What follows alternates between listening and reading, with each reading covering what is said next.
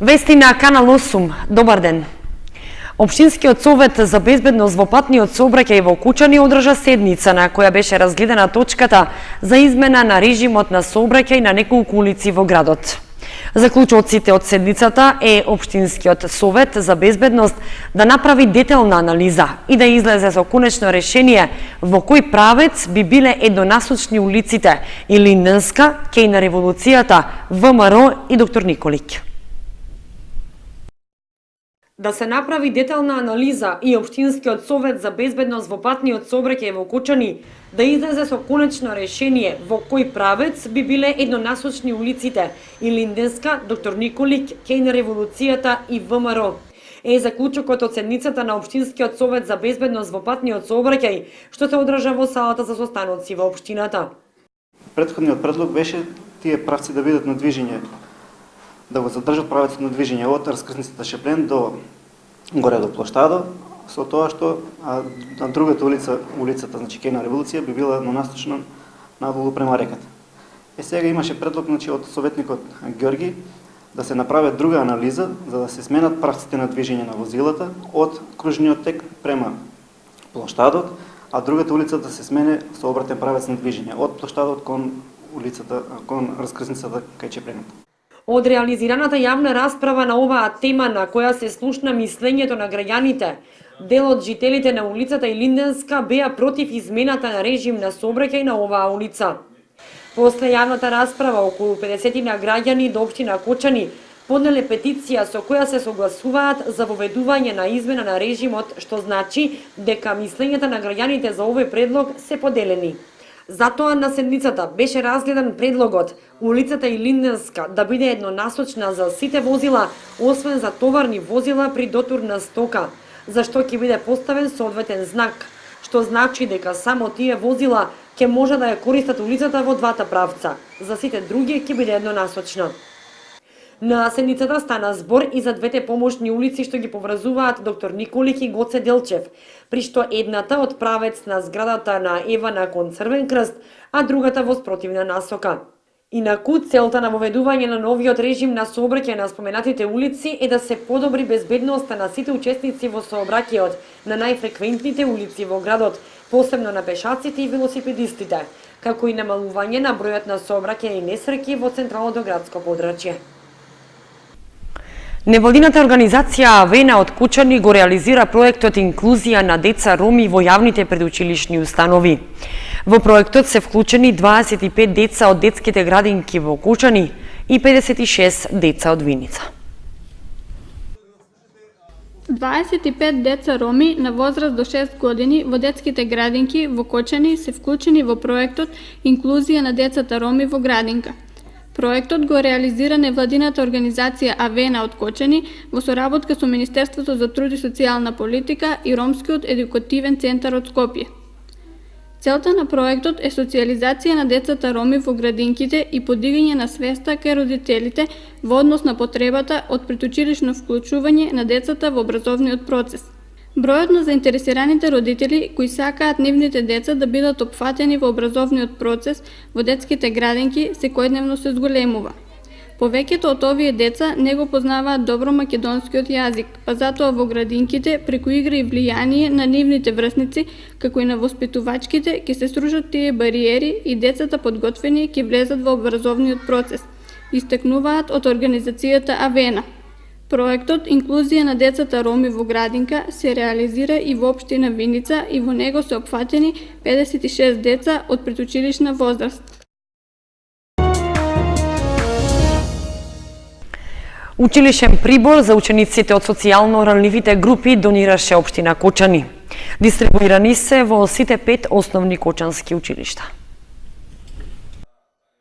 Според програмата за поддршка на образованието во општина Кочани, Оделението за јавни дејности и оваа учебна година обезбеди помош за учениците од социјално ранливите групи во 5 основни училишта во општината од 1 до 9 оделение. Помошта се состои од 50 комплети ранци, како и училишен прибор потребен за различни наставни предмети. Тетрадки, шестари, боици, фломастери, хартија во боја и слично, зависно од возраста и потребите на учениците. Комплетите се доставени до 5 основни училишта, откаде што им се поделени на учениците, информира Голубинка Ѓоргиева, раководител на оделението за јавни дејности во општина Кочани. Паралелно со оваа помош, општината ја спроведува и акцијата за подршка со облека и обувки за учениците од социјално ранливите групи. Оваа помош, според Ѓоргиева, ќе се обезбедува со проектот Подадена рака преку Центарот за донација во Кочани, кој веќе започна да работи и во кој граѓаните на Кочани донираат облека и обувки наменети за социјално ранливите групи на ученици. Покрај овие активности во Основното училиште Малина Попиванова се спроведува акцијата за донирање на училишен прибор за децата од социјален ризик кои учат во ова училиште. Во Виница има 534 корисници на социјална помош, а по основ на социјални услуги само за Виница во првите 7 месеци од годината државата исплатила 5.250.000 денари. 203 социјални фамилии во Виничко заклучно со јули од државата искористиле 3.285.000 денари, или овие средства распоредени на 534 корисници се 6.152 денари по корисник на социјална помош, или месечно социјалната помош по лице е 878 денари. Најголем дел од корисниците се работоспособни на возраст од 26 до 45 години, а 110 носители се ромски семејства. Согласно најновите податоци од Центарот за социјални работи во Виница, 238 се корисници на право на паричен надомест од друго лице, 96 се корисници на постојана парична помош, 88 на додаток за мобилност, 50 на додаток за глувост, 165 корисници на родителски додаток за трето и четврто дете, 88 корисници на посебен додаток за деца. Услугите на социјалниот центар во Виница, заклучно со јули од државниот буџет, изнеле 5.249.496 денари. Инаку во центарот годинава се намалени барањата за помирување во бракоразводни постапки, само 6 за половина година, а во тек е извршување на 3 привремени мерки за заштита од семено насилство. Од почетокот на годината нема ниту едно ново згрижувачко семејство, а згрижени во соодветни центри се 6 деца од предучилишно до средно образование. 6 лица пак со пречки во развојот веќе со години се хоспитализирани во центарот Водимир Капија.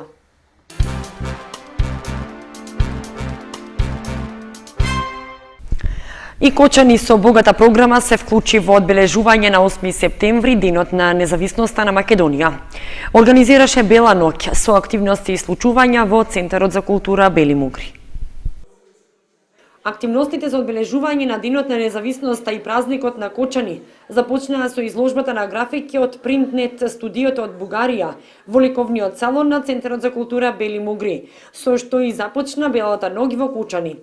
Беа изложени 25 графики од автори од Македонија и Бугарија. Тоа се графики работени во традиционалните техники, бакропис, акватинта, мецотинта.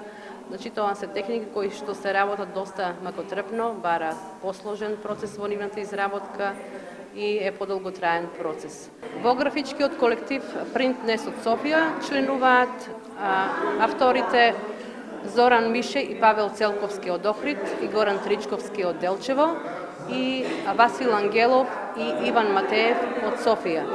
Значи тие настапуваат заеднички и самостојно, имаат голем број на изложби не само во Бугарија, моментално имаат и во пријавено изложби и во Аргентина и во други некои земји во светот, значи многу плодни автори со изложби, работат и самостојно. Доста се активни и творат, мислам се, подобри и подобри графики со тек на времето. Белата ноќ во Кочани продолжи со изведба на представата Просидба од Чехов во режија на Трајче Ѓоргиев со кочанските аматери.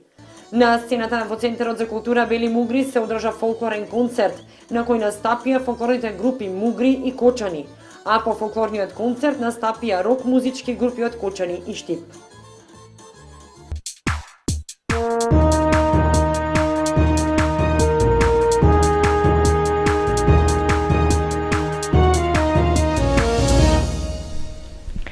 Следува информацијата од спортот. Одличен старт на првенството за фудбалерите на Осогово. На домашен терен против екипата на работникот Џумаилија, осоговци постигнаа 3 гола, а не примија ниту еден. Со стартот на овогодинешното првенство во третата Лига Исток, фудбалерите на Осогово ја извојуваа првата победа против екипата на работникот Џумаилија. На стадионот Никола Мантов се играше агресивен и ефикасен надпревар во кој екипата на Осогово постигна 3 гола, а не прими ниту еден. Надпреварот започна лошо за гостинскиот тим. Уште во 6-та минута Манов го постигна водечкиот гол на надпреварот по добро упатената топка од Николов, новото засилување на Осогово. Во 27-та минута фудбалерот од гостинската екипа, Насевски, играше со рака во 16-етникот, пошто судијата покажа на белата точка. Сигурен реализатор на најстрогата казна беше Натков, со што жолтосините го зголемија водството на 2:0. Второто полувреме започна со третиот погодок во мрежата на Јолдашев. Во 54-та минута Коцевски со удар по земја го совлада гостинскиот голман. Првата шанса за гол гостите ја имаа во 56-та минута, но не успеаа да постигнат погодок, бидејќи голманот Лазаров успешно интервенираше. До крајот на надпреварот, играчите на Работник упатија неколку удари кон домашната мрежа, но безуспешно. Одличниот почеток на новата сезона за осоговци нуди можност за висок пласман на овогодинешното првенство, како и борба за влез во втората лига.